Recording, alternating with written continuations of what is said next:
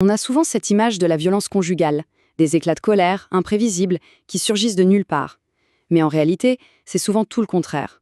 Il s'agit d'un schéma, d'un cycle bien connu des spécialistes, qui s'installe tout doucement et qui malheureusement s'aggrave avec le temps.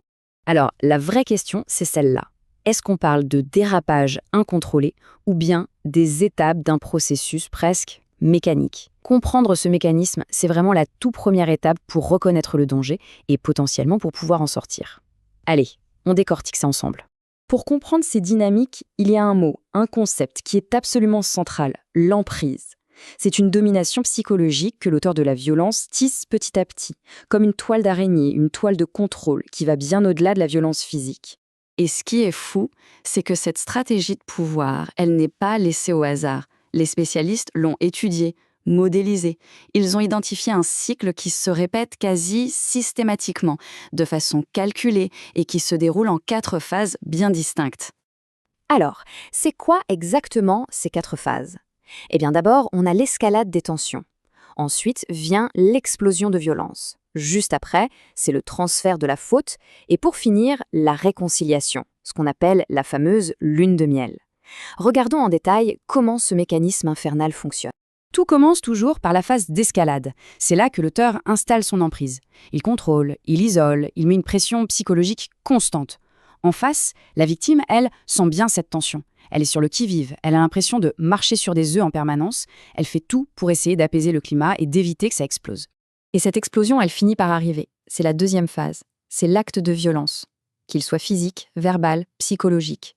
Et là, il y a un point absolument crucial à comprendre.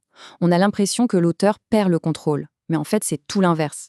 Cette explosion, c'est son outil pour prendre le contrôle total de la situation. Pour la victime, c'est le choc, la sidération. Et juste après, on entre dans la phase la plus perverse psychologiquement. Le transfert de la faute. L'auteur va minimiser ce qu'il a fait et même retourner complètement la situation. On entend des phrases terribles comme « c'est de ta faute »,« regarde ce que tu m'as poussé à faire ». Et le pire, c'est que ça marche. La victime, encore sous le choc, se met à douter et finit par intégrer cette culpabilité, à se sentir responsable de la violence qu'elle vient de subir. Et enfin, le cycle se referme avec la 4e phase, la lune de miel. L'auteur change radicalement de comportement. Il est plein de remords, il demande pardon, il jure que plus jamais ça n'arrivera. C'est une manipulation d'une efficacité redoutable. Épuisée, la victime veut y croire. Elle s'accroche à cet espoir et donne une nouvelle chance. C'est cette phase, précisément, qui rend le départ si difficile. Le vrai problème, le piège terrible, c'est que ce cycle ne se contente pas de tourner en rond pour revenir au point de départ. Non, à chaque tour, il s'accélère.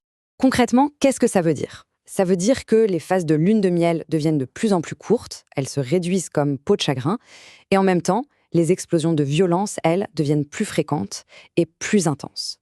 C'est une véritable spirale infernale qui laisse la victime complètement isolée, épuisée et de plus en plus confuse. Bon, maintenant qu'on a bien compris le mécanisme, il faut qu'on s'attaque à autre chose. Les idées reçues, les mythes qui entourent les auteurs de ces violences. Ils sont tenaces. Premier mythe qu'on entend partout, l'auteur serait un malade mental. Alors la réalité, c'est que même si certains ont un diagnostic psychiatrique, la violence n'est pas un symptôme direct de la maladie. La violence est un comportement, c'est un choix.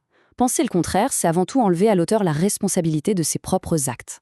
Autre idée reçue, tout serait la faute de l'alcool ou de la drogue. Alors attention, la consommation de substances est souvent un facteur qui aggrave les choses, c'est vrai, ça peut être un détonateur, mais ce n'est jamais la cause première de la violence. C'est au mieux une excuse, mais certainement pas une explication. Et le dernier mythe, l'enfance difficile. Avoir subi des violences quand on était enfant, c'est un facteur de risque, c'est indéniable. Mais ce n'est pas une fatalité. D'ailleurs, énormément de gens qui ont vécu des traumatismes ne deviennent jamais violents. Parce qu'au final, et c'est vraiment le point essentiel à retenir, la violence reste un comportement choisi. Tout ça, ça nous amène forcément à une question. Comment la société répond-elle à ça? Une fois que la violence est identifiée, qu'est-ce qu'on fait? Est-ce que la seule réponse, c'est la punition? Le système judiciaire classique, lui, il se concentre sur la sanction de l'auteur. Et ça, c'est essentiel, bien sûr. Mais est-ce que ça suffit pour réparer les traumatismes de la victime? Et est-ce que ça aide vraiment l'auteur à comprendre ce qu'il a fait et à changer sur le long terme? C'est là qu'une autre voie est parfois explorée, la justice restaurative. Attention, soyons bien clairs, elle ne remplace pas la justice pénale, elle vient en plus. Le principe, c'est de créer un espace de dialogue qui est complètement sécurisé et volontaire pour essayer de réparer le mal qui a été fait et de responsabiliser vraiment l'auteur. Bien sûr, cette approche est loin de faire l'unanimité, surtout quand on parle de violence conjugale. Les craintes sont tout à fait légitimes.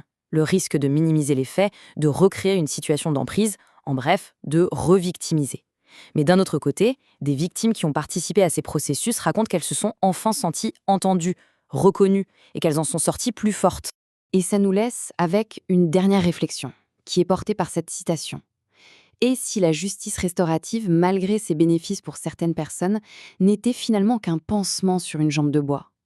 Une façon de réparer les conséquences pour les individus, mais sans jamais s'attaquer aux racines profondes d'une société qui tolère, et parfois même qui nourrit ces violences. La question est immense et elle reste ouverte.